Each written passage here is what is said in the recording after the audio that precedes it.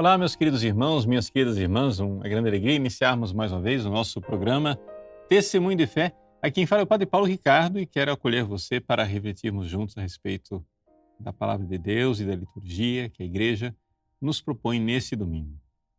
Nesse domingo nós celebramos a solenidade de Nosso Senhor Jesus Cristo, Rei do Universo. E como nós estamos concluindo o ano em que nós lemos o Evangelho de São Mateus, o Evangelho é aquele do juízo final, né? Trata-se da terceira parábola do capítulo 25 de São Mateus. Nós já vimos nos domingos passados as outras duas. A parábola das 10 virgens, depois a parábola dos talentos e agora, finalmente, o juízo final. E aqui é uma coisa que nós precisamos meditar a respeito de Jesus, Rei do Universo, que virá para julgar. A gente professa isso todos os domingos, né? Que ele subiu aos céus e de novo há de vir na sua glória para julgar os vivos e os mortos. E o seu reino não terá fim. Então, o reinado de Cristo definitivo, ele se dá após esse juízo que está sendo descrito aqui exatamente no Evangelho desse domingo. Claro que o reino de Nosso Senhor Jesus Cristo já começou quando ele começa nos nossos corações, né?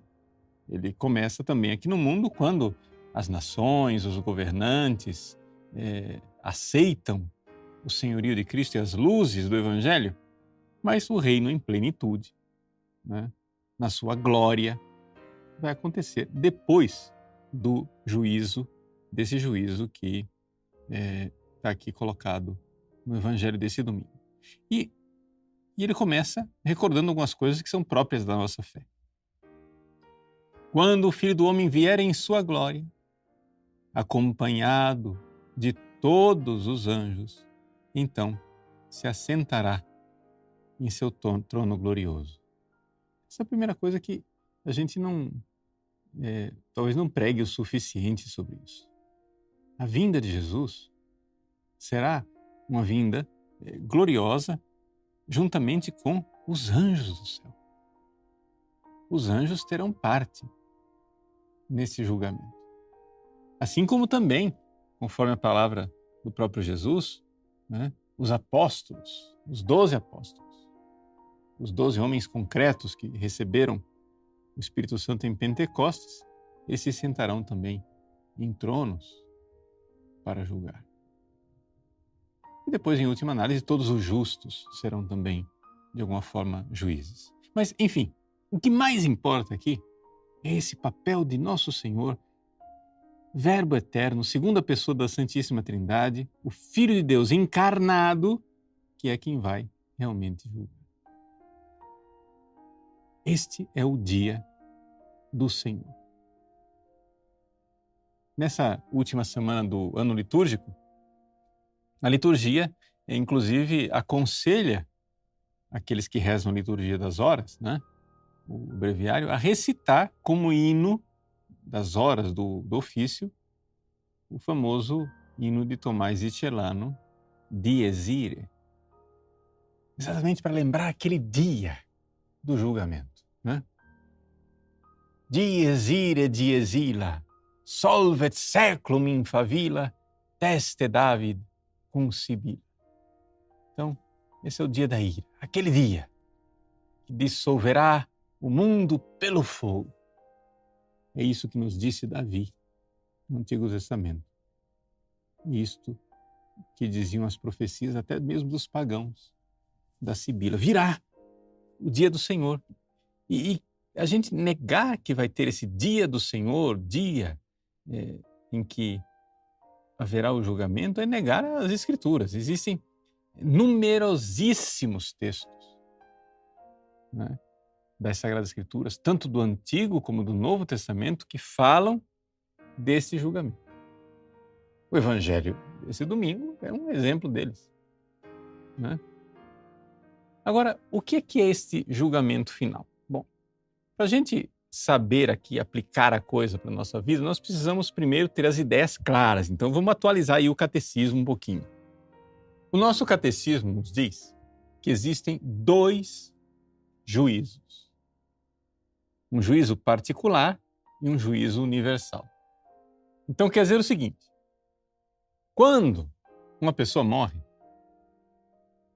a alma dessa pessoa é levada imediatamente, incontinenti, imediatamente ao tribunal de Deus. E a pessoa é julgada. Né? Isso é, morreu, é julgado e ali já está traçado o destino desta pessoa para a eternidade. Ou ela está eternamente condenada, e o futuro dela é o inferno, ou ela está eternamente salva. Agora, as pessoas que estão eternamente salvas podem ir para o purgatório, né, para se purificar de alguma coisa que ainda precisa, e depois para o céu. Né? Mas quem está no purgatório já está eternamente salvo. Bom, isso é o fruto do juízo particular, o juízo, né, que Deus vai julgar você, sua alma, na hora da sua morte. Aí, por que tem esse juízo particular e o seu destino, né, não vai mudar em nada? As pessoas ficam pensando assim, mas para que um juízo universal? Né? Para que Deus vai reunir toda a humanidade num tempo e num lugar que nós não sabemos qual é o tempo, não sabemos qual é o lugar, mas Deus vai reunir todo mundo para ser julgado por Jesus. Né? Assim, a Sagrada Escritura, lá no profeta Joel, fala do Vale de Josafá, que seria aquele vale lá diante de Jerusalém. O fato é que Deus vai reunir os vivos e os mortos e vai julgar todos os seres humanos. E é Jesus quem vai julgar. E para que esse juízo universal se todo ser humano já foi julgado individualmente? Bom, a primeira coisa que a gente deve considerar é o seguinte: vocês imaginem aqui um Hitler, ou, sei lá, um Marx, um Mao Tse-tung. Suponhamos que eles sejam condenados ao inferno. Na hora da morte, morreram, foram condenados ao inferno. Mas acontece que eles tiveram filhos espirituais. Ou seja, o mal que eles fizeram brotou durante a história. E todo o mal que eles fizeram, mesmo depois da morte deles, pelos quais eles são responsáveis pelas más ideias, pelas más influências, por tudo aquilo que eles fizeram de mal, tudo isso vai ser julgado por Deus. E, portanto, o juízo universal não altera o fato se eles estão no inferno e já estão no inferno. Mas acontece que o juízo universal irá mostrar o castigo que eles merecem por todo o mal que fizeram também na história da humanidade. Nossa, padre, que terrível. Sim, mas imagine o contrário. Imagine os santos. Os santos também tiveram filhos espirituais. Os santos também fizeram grandes coisas. E não somente os santos, eu, você. Gente, as ações que nós colocamos, aquilo que você vai ensinando para os outros, as almas que, por bondade de Deus, com o nosso apostolado, nós vamos conquistando para Deus, isso aumenta a glória de Deus, não aumenta? Pois bem, no juízo final, tudo isso também vai ser colocado como circunstância para aumentar o nosso prêmio no céu. Então, o juízo universal ele não altera o destino da alma, mas ele faz um balanço da história. Deus julga a história. E os seus atos, os meus atos, têm consequências históricas. Nós fizemos o mal ou fizemos o bem. Se você fez o mal e, Deus me livre, você seja condenado ao inferno e não foi perdoado desse mal que você fez, porque não se arrependeu, etc., você vai ser castigado também pelas almas que se perderam por sua culpa. E se você for perdoado, claro, vai ser perdoado disso tudo também. Mas imagine o contrário, que beleza! Se nós nos esforçamos e no nosso apostolado fazemos coisas boas, quanta glória para Deus! E Deus é justo juiz. Ele, que nos privilegia de sermos instrumentos da sua graça, irá também glorificar os seus instrumentos. Uma segunda razão pela qual tem que haver um juízo universal, não somente o particular, é o fato de que Deus tem que fazer justiça com relação aos seus justos que foram caluniados. Ou seja, muita gente má morreu com boa fama, mas muita gente santa morreu com má fama. Morreram difamados, caluniados, e não foram reabilitados pela história porque nós nem sabemos. E Deus, no juízo universal, irá chamar os seus servos fiéis. Bem-aventurados sois vós, quando vos caluniarem e mentindo, disserem todo tipo de injustiça contra vós, alegrai-vos e exultai. Esse será o momento em que Jesus vai pronunciar isso. Verdadeiramente, trazendo para a glória aqueles que morreram na infâmia. Não é maravilhoso saber disso? Que Deus fará justiça aos seus eleitos, que Deus vai reabilitar os justos, irá desmascarar também os maus que morreram com fama de justo. Terceiro ponto, pelo qual é necessário que haja um juízo universal, não somente o juízo particular. Porque no juízo universal nós seremos ressuscitados. Então, o Dies Irae, né, esse hino famoso de Tomás de Tirano, ele diz assim: Mors stupebit et natura cum resurget creatura iudicanti responsura. Ou seja, a morte e a natureza ficarão atônitas, boquiabertas. Por quê? Quando virem a criatura ressuscitar, nós vamos ressuscitar. A morte vai dizer: nossa, mas eu não tinha matado esses caras aqui, ressuscitou. Resurget criatura. Mas resurget criatura como? Iudicanti responsura. Ou seja, para responder o juiz, aquele que vai julgar.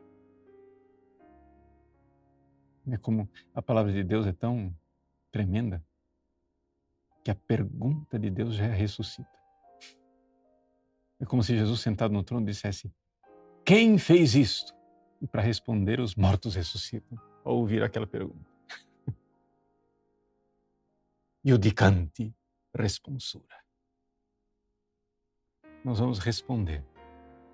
E, então, os nossos corpos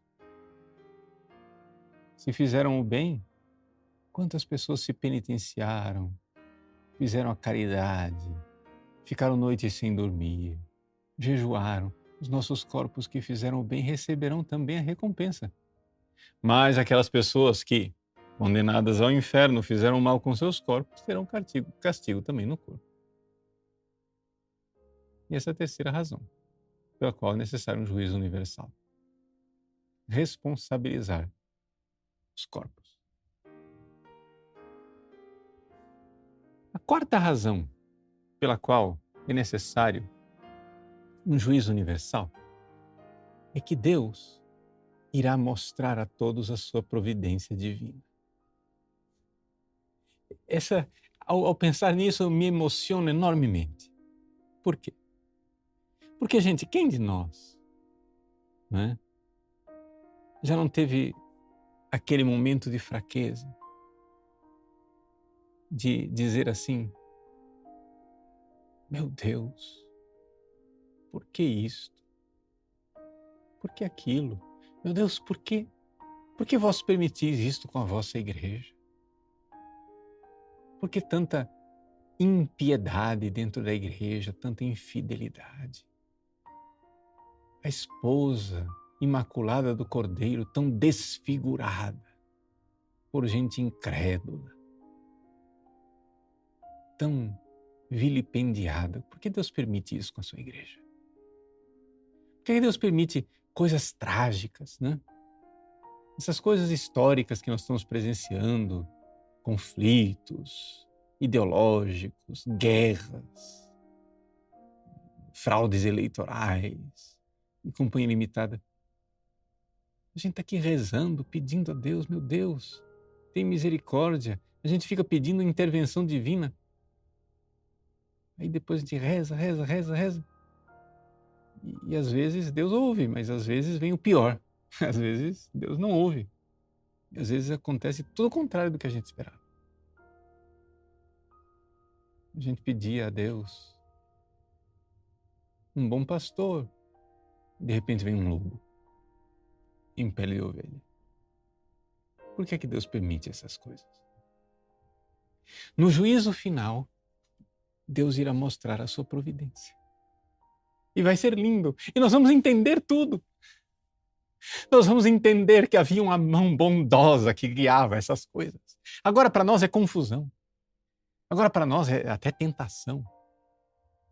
E nós, quem sabe, num momento de fraqueza, duvidarmos da bondade de Deus. Quem sabe, muitos de nós têm aquele momento de tentação de reclamar de Deus, como nos Salmos, em alguns trechos dos Salmos, ou no livro de Jó. Mas é só um momento de pequena fraqueza do justo, que fica se perguntando. No juízo final, tudo será claro. E nós veremos que uma mão bondosa guiou tudo isto. Nós veremos o sentido. No juízo final, será demonstrada a providência. Como Deus foi providentíssimo, boníssimo, ao permitir essas coisas que para nós hoje são absurdas. Mas então sua sabedoria se manifestará.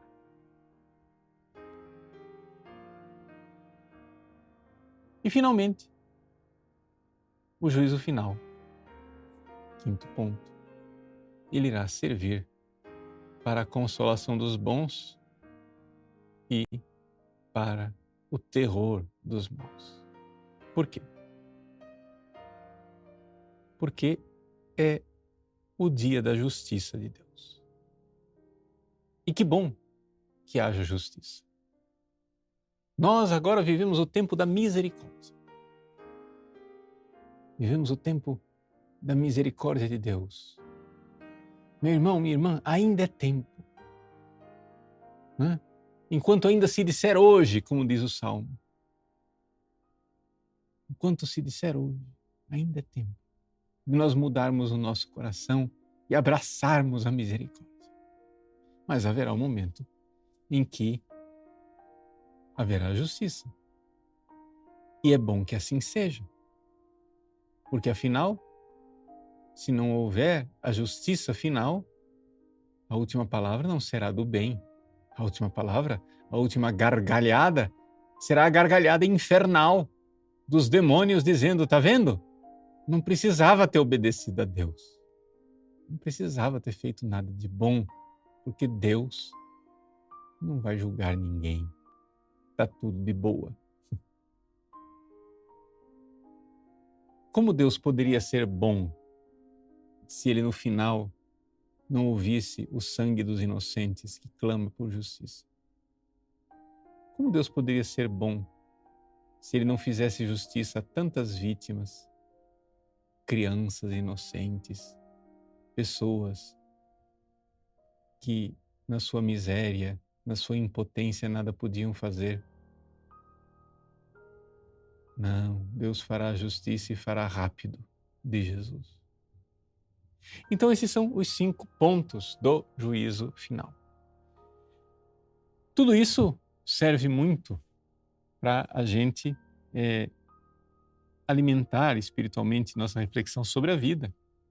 Mas eu quero concluir fazendo uma aplicação. Só que antes de fazer a aplicação, eu quero recordar os 5 pontos, se você não anotou, né? Porque é necessário um juízo final. Número 1. Porque Deus vai julgar as consequências históricas dos nossos atos. Número 2, porque Ele vai reabilitar os justos caluniados e desmascarar os maus que morreram com boa fama. Número 3, porque os nossos corpos pecaram, os nossos corpos fizeram o bem. Também eles merecem a punição e merecem a recompensa. Número 4, a providência divina vai mostrar o sentido da história. Por quê? Aquela oração que os justos fizeram ao longo dos séculos e séculos. Meu Deus, por quê? Até quando, Senhor? Quousque? Até quando? Meu Deus, por que me abandonastes? Esta pergunta será respondida no juízo final. E a providência divina irá mostrar que não houve abandono nenhum. Que Ele estava lá na sua bondade. E número 5, finalmente, Deus vai consolar os bons e aterrar os maus.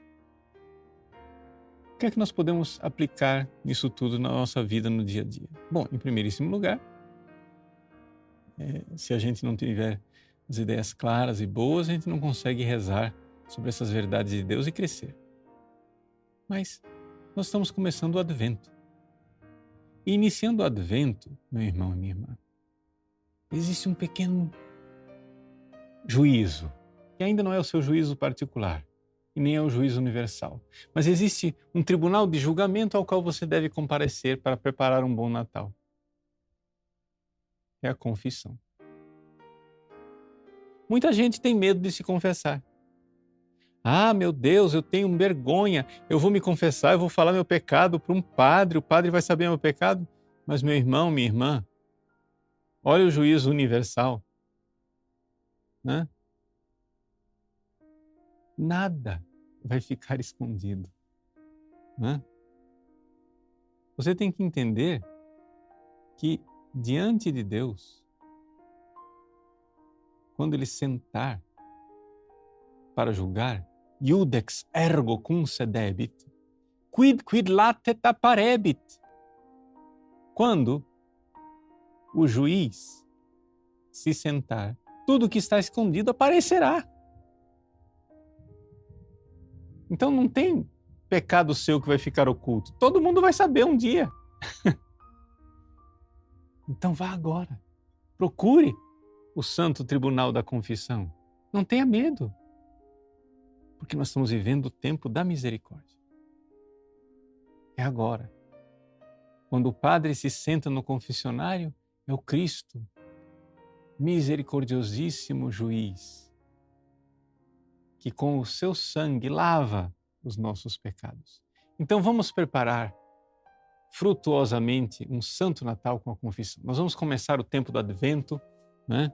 Esse é o último domingo do ano litúrgico. Semana que vem já é o primeiro domingo do Advento. Não deixe de se confessar para o Natal. Não deixe de se preparar, fazer o seu exame de consciência diligentemente. Né? E se por acaso você escondeu algum pecado lá atrás, sei lá, você se confessou mal, ah não, esse pecado aqui eu não vou contar, estou com muita vergonha, e era um pecado grave. Então, você precisa agora se confessar direito. Pega lá. Ah, quando foi que você cometeu esse pecado? Ah, foram 20 anos atrás. Então, muito bem. Então, você vai agora fazer um exame de consciência de 20 anos. Porque faz 20 anos que você se confessa invalidamente. Se você escondeu um pecado. Veja, uma coisa é pecado esquecido. Ah, eu esqueci. Você fez o seu diligente exame de consciência, não se lembrou desse pecado, esqueceu e não confessou. Tudo bem, esse daí está perdoado. Mas o pecado é escondido? Não. O pecado escondido não está perdoado, não. Então volte lá atrás. Vá naquela confissão lá. É 20 anos atrás, não tem problema. 30, não tem problema. 40 anos atrás, não tem problema. Você vá, procura um padre e diz, padre, eu tenho que confessar 40 anos da minha vida. Porque lá atrás eu cometi um pecado grave que eu escondi. Se ponha na transparência desse juiz bondoso que é Jesus. ele se senta para julgar. Não caia nessa conversinha de autores modernosos, para não dizer modernistas, que dizem que o inferno não existe. Leia o evangelho desse domingo agora. Como que o inferno não existe? Jesus diz aos justos, aos bons, vinde. Mas aos maus ele diz, afastai-vos de mim, malditos, ide para o fogo eterno, preparado para o diabo e para os seus anjos. Então vamos lá. Ainda é tempo. Ainda é tempo de nós aproveitarmos da misericórdia divina, porque um dia ele virá na sua glória para julgar os vivos e os mortos, e o seu reino não terá fim. Deus abençoe você. Em nome do Pai, e do Filho e do Espírito Santo.